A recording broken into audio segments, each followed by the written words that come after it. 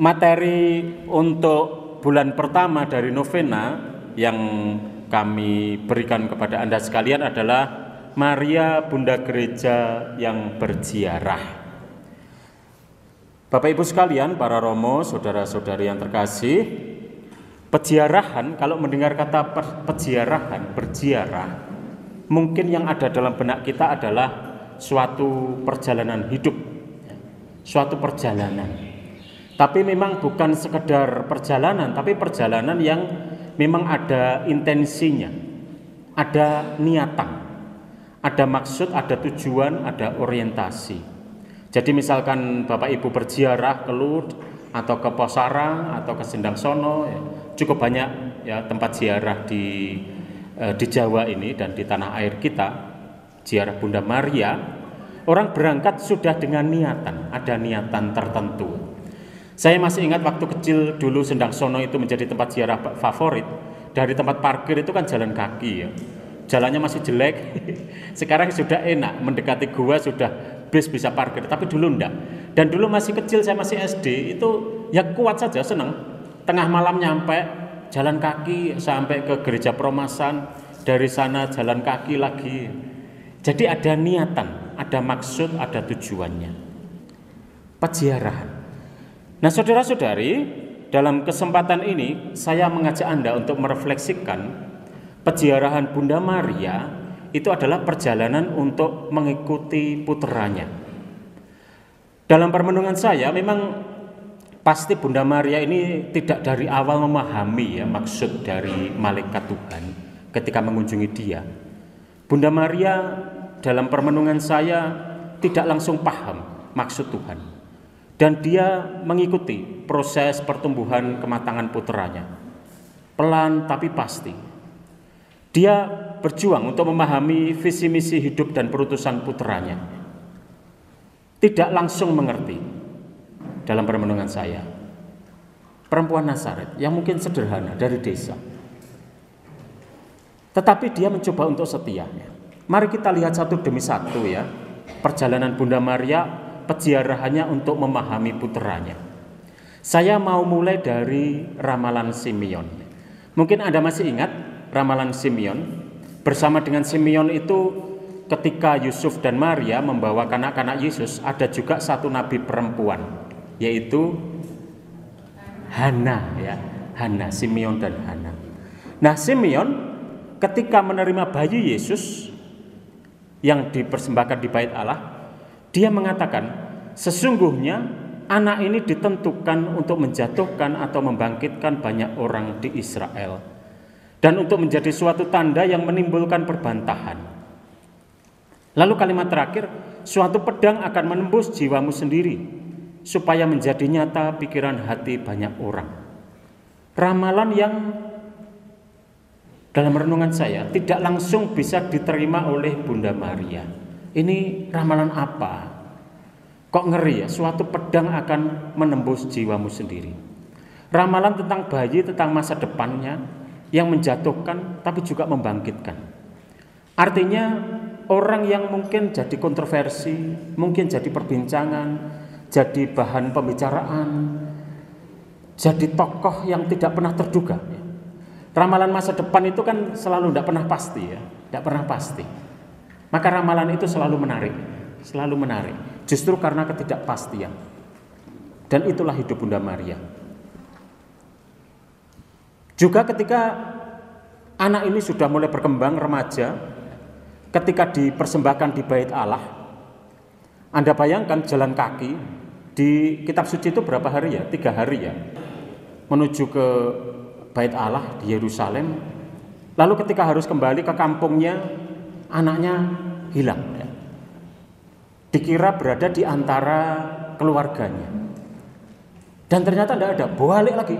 Anda bayangkan jalan kaki ya. Belum ada Grab ya. Gojek, Gokar belum ada. So, harus jalan kaki ya. Berapa hari jalan kaki, dan ketika ketemu sedang ngobrol. Anaknya ini sedang ngobrol. Ini saya menemukan gambarnya di Google ini. Ngobrol dengan para ahli kitab. Lalu ditanya, "Nak, mengapa engkau berbuat demikian pada kami? Mengapa engkau seperti ini? Apa kamu gak ngerti kami mencari-cari kamu?" Apa jawaban Yesus? Mengapa kamu mencari aku? Tidak tahukah kamu bahwa aku harus berada di dalam rumah Bapakku? Saya membayangkan seandainya Maria dan Yusuf itu belum paham siapa anak ini, anak istimewa ini, mereka juga menganggap ini dapat ilmu dari siapa ya, pintar ngomong ini ya. Apa kamu tidak tahu aku harus berada dalam rumah Bapakku? Dan kitab Injil Lukas mencatat Maria dan Yusuf tidak mengerti, ini loh, tidak mengerti apa yang dikatakan, nggak paham. Jadi orang nggak ngerti itu nggak enak karena harus menebak-nebak. Dan itu Anda bayangkan, itu kan masih anak-anak ya, masih remaja, nggak ngerti ini ngomong apa. Tapi yang menarik yang dicatat oleh Lukas adalah Maria menyimpan semua perkara itu dalam hatinya. Bapak Ibu sekalian, nyimpen itu gak enak loh. Gak ada teman curhat. Anda coba bayangkan, kalau ada Anda tidak mengerti sesuatu, banyak pertanyaan dalam hidup, banyak yang Anda jalani tapi Anda tidak paham, dan Anda menyimpan, itu tidak enak. Dan itu dilakukan Bunda Maria. Kadang-kadang kita perlu cerita, perlu teman curhat, ternyata Maria tidak. Dan ini nanti saya tunjukkan. Mungkin ini yang menjadi keutamaan Maria yang membuat dia pelan-pelan memahami Yesus. Saya merenungkan, setiap kali merenungkan keibuan Maria sebagai perempuan biasa ya kebetulan saya ini kan dekat dengan almarhum ibu saya ya, dekat. Saya tidak mengatakan cukup dekat, saya mengatakan sangat dekat ya. Ini menjelang 1000 hari ibu saya, hampir tiap malam saya bermimpi, begitu dekatnya. Maria menyimpan semua perkara itu dalam hatinya. Dan itu belum selesai. Pernah satu ketika, ketika Yesus mengajar, lalu ada orang datang, itu loh, ibumu datang dengan saudara-saudaramu, cari kamu. Ibu Yesus dan saudara-saudaranya datang padanya, dan mereka tidak dapat mencapai dia karena orang banyak. Anda bayangkan Yesus sudah terpisah dari ibunya, dan ibunya banyak mendengar cerita-cerita tentang anaknya yang mulai banyak bikin mukjizat, anaknya yang jadi omongan banyak orang, anaknya yang mulai jadi figur publik ya, mulai terkenal. Bunda Maria mau datang, pengen ketemu. Apa jawab Yesus? Ketika orang berkata, ibumu dan saudara-saudaramu itulah ada di luar, ingin bertemu dengan engkau. Yesus menjawab, ibuku dan saudara-saudaraku ialah mereka yang mendengarkan firman Allah dan melakukannya. Lah ini Bunda Maria baper, repot gitu ya. Gak diakoni. Waduh, anakku jangan-jangan izin ini mengakui saya sebagai ibunya. Sudah jadi figur publik, jadi omongan orang sana sini. Kok ngomongnya begitu ya? Seandainya Bunda Maria ini bukan tipe orang yang nyimpen, tapi nyimpennya Bunda Maria ini bukan nyimpen bendol di belakang loh ya. Saya merenungkan tipe reflektif ya. Tipe yang lebih banyak mendengarkan dan mencoba memahami, tidak cepat menilai, mencoba memahami situasi.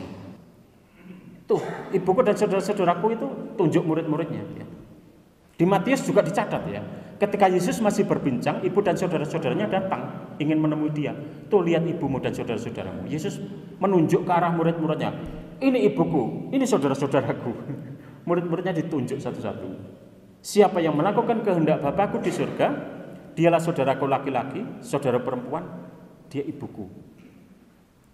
Bapak Ibu sekalian, saya selalu merenungkan Bunda Maria sebagai perempuan yang tidak langsung memahami. Dan itu membuat saya semakin menghormati Bunda Maria. Justru karena saya mencoba merenungkan keperempuanannya yang wajar, yang tidak langsung paham. Dan Bunda Maria mencoba memahami. Satu lagi, perkawinan di Kana. Ketika saya membaca teks ini, ya, ada yang baru dalam pemahaman saya. Saya semula mengira Bunda Maria itu datang bersama Yesus dan murid-muridnya, tapi ternyata tidak. Itu untungnya membaca kitab suci berulang, tiap kali menyiapkan dengan baik, selalu ada yang baru dari kitab suci, ada yang baru dari pemahaman. Ya.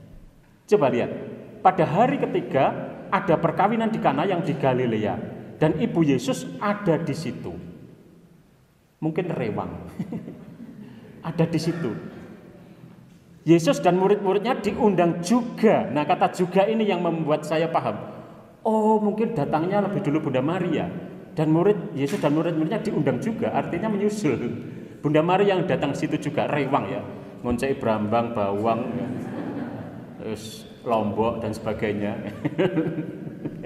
Maka Bunda Maria tahu ada situasi yang sebetulnya tidak beres. Kebetulan anaknya dan murid-muridnya datang, diam-diam. Bunda Maria datang, itu loh, kehabisan anggur mereka. Kehabisan anggur kalau di sana itu mungkin kalau ibu-ibu di sini kehabisan bumbu ya, wes jan ciloko tenan. Atau kehabisan beras ya, kehabisan makanan yang pokok. Anggur bagi mereka itu kan gengsi ya. Kalau kehabisan anggur itu celaka bagi tuan rumah yang pemilik pesta. Ya. Maka Bunda Maria datang diam-diam itu mereka kehabisan anggur. Dan Yesus arep ngopo to Bu? Alah. Apa yang harus dilakukan? Aku loh durung pepak. Saatku belum tiba. Saatku belum tiba untuk membuat mujizat. Saatku belum tiba. Bunda Maria gak ngereken, saya kan ibunya. Maka jadi orang Katolik itu enak loh Bapak Ibu. Punya pintu belakang, ada orang dalam, Bunda Maria. Kalau minta kepada Tuhan kan ada orang dalam. Jaluk ning ibuke pasti boleh ya di lobi. Ada orang dalam. Dan Ibu Maria nggak ngereken, wis bilang aja kepada para pelayan, apa yang dikatakan padamu buatlah. Sudah wis ta. Bunda Maria nggak peduli, nggak ngereken omongannya Yesus. Pokoknya apa yang dia minta buat saja. Saya membayangkan hebat ya Bunda Maria ini ya. Yesus saja merasa saatnya belum tiba dan Bunda Maria dengan begitu enaknya sudah percaya aja. Maka saya dalam konteks inilah sangat hormat pada Bunda Maria. Ya. Bapak Ibu Saudara-saudari, nggak sampai di situ ya. Yang membuat saya juga menghormati Bunda Maria itu saya mencoba memahami perasaannya. Mungkin sekali lagi karena itu tadi saya punya latar belakang saya sangat dekat dengan ibu ya. Ibu saya itu mohon izin cerita sedikit. Kalau ada sesuatu dengan bapak, ceritanya ke saya. Bapakmu ini loh, kok angel sulit diingatkan. Ya saya bilang, lah itu kan bojone ibu. Sudah menikah 54 tahun masa lupa sama suami. Ya untung saya sudah jadi romo ya, ngomongnya begitu berani. Kalau enggak anakku celoko, sekolah di seminari makin berani sama orang tua. Nah, saya mencoba memahami perasaan Maria berhadapan dengan anak istimewa ya. Banyak hal yang dia tidak paham, tapi dia coba ikutin aja. Banyak hal dari hidup Yesus yang tidak dipahami secara nalar oleh Maria. Tapi dia mencoba tetap bertahan dengan apa yang pernah dia katakan sebelum Yesus lahir. Aku ini hamba Tuhan, terjadilah padaku menurut perkataanmu itu. Anak ini kan lahir dari wangsit. Iya toh, wangsit dari malaikat Gabriel, dari wahyu, dari pewartaan malaikat. Ya sudah, Maria mencoba memahami. Maria mencoba memahami apa yang pernah dia katakan. Fiat mihi secundum verbum tuum. Dia bingung, dia nggak ngerti, dia nggak paham. Tapi dia mencoba tetap diam dan menyimpan semua perkara itu dalam hatinya. Maka dalam permenungan saya, diamnya Maria itu mencoba merenungkan peristiwa dalam hatinya. Bapak Ibu, saya sendiri punya kecenderungan kalau saya menghadapi masa-masa sulit, saya mencoba lebih banyak diam. Diam bukan dalam arti menarik diri atau minder, enggak. Mencoba memahami. Soalnya saya pikir kalau saya banyak ngomong, banyak cerita, lalu saya tidak sempat mencerap. Tidak ada waktu jeda untuk mencoba melihat apa sih sebetulnya benang merah dari banyak peristiwa ini. Dan itu butuh diam, butuh hening. Maria mencoba mencari kehendak Allah, mencoba membaca peristiwa bersama dengan Sang Putra, dan mencari lebih jauh makna-maknanya. Sesuatu yang besar itu harus dihadapi dengan sikap hening dan meditatif. Yang tidak bisa langsung kita mencoba menilai ini, menilai itu. Itulah Bunda Maria. Bahkan Maria itu, yang menarik adalah dalam kitab suci tidak banyak catatan tentang Maria. Tapi Maria jelas dicatat berada di kaki salib Yesus. Jelas dicatat di situ. Tiba-tiba muncul di kaki salib. Jadi saya mencatat di Injil tentang kanak-kanak. Lalu Maria menjemput Yesus tapi tidak diakui. lalu tiba-tiba muncul di kaki salib, dan nanti akan muncul lagi di bagian terakhir di Kisah Para Rasul. Yohanes bab 19 ayat 25 sampai 27 dicatat, dekat salib Yesus berdiri ibunya dan saudara ibunya Maria, istri, dulu saya kira Kleopas, setelah saya cek lagi di Injil ini kok Kleopas ternyata, dan Maria Magdalena. Perempuan-perempuan ini, ketika Yesus melihat ibunya dan murid yang dikasihnya di sampingnya, berkatalah ia kepada ibunya, "Ibu, inilah anakmu." Itu yang sering muncul di Pasio ya. Ibu.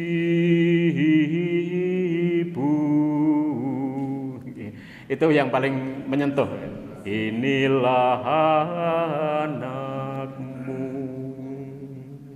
Kan bagus ya, pencipta Pasio itu. Gimana dia menyerahkan anaknya menyerahkan ibunya kepada muridnya. Dan sejak saat itu murid itu menerima dia di dalam rumahnya. Saudara-saudari, ini patung yang sangat terkenal, La Pietà, di Vatikan, pintu masuk Vatikan. Maka saya merenungkan, yang dipangku Maria bukan hanya jasad, dia memangku penderitaan salib putranya. Tidak paham. Di Passion of Christ, filmnya siapa itu Romo? Mel Gibson. Itu dengan sangat bagus ya, membuat close up, membuat efek dentuman suara ketika Yesus jatuh, lalu digambarkan gimana Maria itu waktu masa kecilnya Yesus jatuh, anak yang dia bopong, dia sayang, dan sekarang jatuhnya di penderitaan di salib. Itu film yang luar biasa bagi saya ya. Efeknya itu, yang dia pangku bukan hanya jasad, yang dia pangku adalah seluruh sejarah penderitaan yang sejak awal tidak dia alami. Saya tidak bisa membayangkan ya kehancuran seorang ibu ya, melihat putranya dibunuh seperti itu ya, dipangku. Yang dia pangku bukan lagi tubuh berdarah, tapi sejarah hidup yang mungkin bagi banyak orang sebuah kegagalan. Maria tidak paham, Maria tidak mengerti, dan Injil tidak mencatat satu kata pun keluar dari mulut Maria. Itu berarti Maria diam. Kediaman yang menurut saya justru kekuatan. Banyak orang mengira kalau diam itu kan lemah. Maria tidak. Diamnya Maria itu ternyata kekuatan dari dalam. Inner power orang bilang ya. Kekuatan dari dalam. Bukan diam orang bodoh, enggak. Diam yang aktif, diam yang tangguh. Ketangguhan seorang ibu dari dalam. Maka jangan meremehkan orang diam. Karena diam itu jangan-jangan sebuah kekuatan yang luar biasa. Itulah diamnya Maria yang memangku sang putra. Perjalanan Maria yang menggendong perjalanan hidup sang putra. Dia diam dan dia melakukannya. Dan sampai detik terakhir Maria mencoba tetap setia. Dan ketika Yesus naik ke surga, Maria tetap berada di tengah para murid Yesus setelah kebangkitannya dari antara orang mati. Kisah Para Rasul 1 bab 12 ayat 14 mencatat, mereka semua bertekun dengan sehati dalam doa bersama-sama dengan beberapa perempuan serta Maria ibu Yesus dan dengan saudara-saudara Yesus. Lalu kapan Maria mulai paham? Maria mulai paham seluruh rencana yang tidak pernah dia pahami sejak dari pewartaan malaikat Gabriel sampai saat dia memangku putranya. Dia bersama murid-murid mulai paham ketika Roh Kudus turun. Rencana yang panjang yang hanya dipahami lebih dari 1 semester. Seluruh kuliah, seluruh hidup, perjalanan seluruh hidup. Maria di tengah komunitas para rasul. Maka kesetiaan Maria sejak dari berita dari malaikat Gabriel sampai dengan gereja perdana, dia jalani dalam kesetiaan, dalam diamnya. Diamnya Maria adalah perjalanan masuk ke dalam diri untuk mengerti, untuk memahami, untuk menghayati dan menjalani misteri iman dalam kehidupan. Diam yang mungkin sulit untuk kita jalani hari ini. Karena hari ini Orang seringkali tanpa sadar memiliki moto hidup, saya berkomentar maka saya ada. Begitu Anda klik komentar di IG, di Facebook, di aneka medsos, lalu orang merasa eksis. Tapi dengan begitu cepatnya kita berkomentar, tidak ada ruang dan jarak bagi kita untuk memahami. Lalu kita jadi sumbu pendek dan kurang reflektif. Tapi diamnya Maria itu berjarak dengan peristiwa, membuat dia sejenak untuk merenungkan. Dan sejenaknya Maria itu Anda hitung ya. Romo Tri Maria menerima kabar dari malaikat kira-kira umur berapa? Oh, masih muda sekali. Masih sangat muda. Dan lalu Yesus wafat disalib umur 33, betul kan? Berarti berapa tahun Maria menanggung perjalanan dalam ketidakmengertian itu? Saya hanya mau mengajak Anda merenungkan. Berapa tahun kira-kira? Sekian lamanya dia mencoba menghayati. Justru dengan tidak banyak catatan dalam kitab suci, justru membuat saya semakin merenungkan diamnya ini. Suatu perjalanan panjang. Maka kita perlu banyak belajar dari keheningan dan kedalaman Maria, berhadapan dengan dunia yang gaduh, dunia yang menyukai kedangkalan, dunia yang receh. Sekarang itu kalau membuat konten-konten receh itu kan banyak diminati, heboh. Sekarang refleksi itu instan. Setelah itu maknanya apa terserah, pokoknya saat ini snapshot bisa dinikmati. Setelah itu tidak ada makna lain, ya nggak apa-apa, cari makna baru lagi. Orang tidak terlalu repot dengan kedalaman. Orang lebih menyukai hal yang dangkal, receh, dan mungkin heboh dan seru. Lalu laku di medsos, setelah itu hilang, ganti yang lain lagi terus. Lalu orang jarang untuk bertanya soal makna yang lebih dalam. Jarang orang bertanya soal pesan yang lebih dalam. Karena pesan itu hanya dicari orang yang mencari makna. Pesannya apa? Ya gak usah mikir pesan, yang penting heboh, seru, receh gak apa-apa. Maka teladan Maria ini keutamaan yang semakin mendesak dan relevan untuk zaman era digital seperti sekarang ini.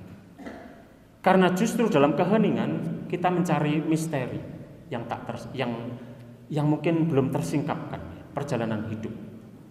Dan buah yang langsung kita dapat adalah ketahanan Maria. Dalam keheningan orang mencoba bertahan, tapi di situ ada kesetiaan. Saya mengambil 3 orang tokoh yang juga daripadanya kita bisa berefleksi meneladan keheningannya. Keheningan Santo Vincentius yang dalam sejarah hidupnya selalu memaknai peristiwa dalam terang iman akan kehendak Allah. Masa tuanya itu Vincentius banyak menulis surat-surat ya. Waktu itu belum ada WhatsApp, belum ada email. Santo Paulus saking cintanya kepada jemaat-jemaat yang dia bangun, dia tulis surat-surat itu. Santa Katarina Labori yang kepadanya Bunda Maria menampakkan diri.